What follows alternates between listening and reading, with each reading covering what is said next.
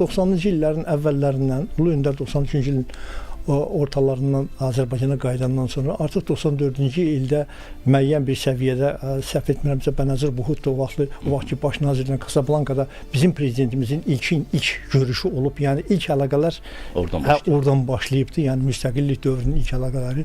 Sonra isə 94-6-cı ildə Ulu Öndərin rəhbərliyi altında böyük bir dövlət nümayəndə heyəti Pakistana səfər etdi.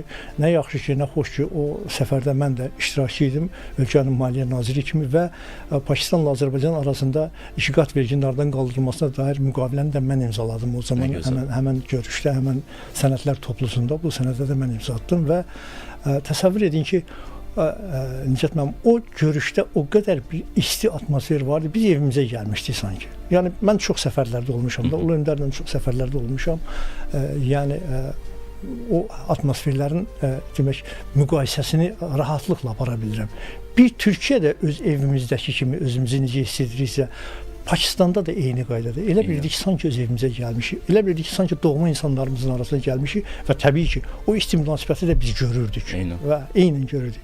Və o münasibətlərin kökü həmən zamandan qoyuldu və ondan sonraki proseslərdə siz bilirsiniz, dəfələrlə Pakistan beynəlxalq müstəvilərdə Azərbaycanın haqqını, hüquqlarını müdafiə etmək üçün əlindən gələn nə varsa onun hamısını edibdir. Ən birinci addım atan insanlar. Bəli, ilk müstəqilliyimiz də ilk tanıyan dövlətlərdən biri olubdur Pakistan və biz Pakistanı özümüzə dost və qardaş dövlət bilirik. 44 günlük müharibədə İkinci Qarabağ Savaşında bizi hansı bir səviyyədə dəstəklədilər və beynəlxalq müstəvidə bizim uğrumuzda necə mübarizə apardılar bu göz önündə və təbii ki, bu münasibətlər getdikcə dərinləşir və biz bundan, yenə deyirəm, qürurluyuq ki, İslam aləmində yeganə nüvə dövləti olan bir Pakistan bizim qardaşımızdır, bizim dostumuzdur.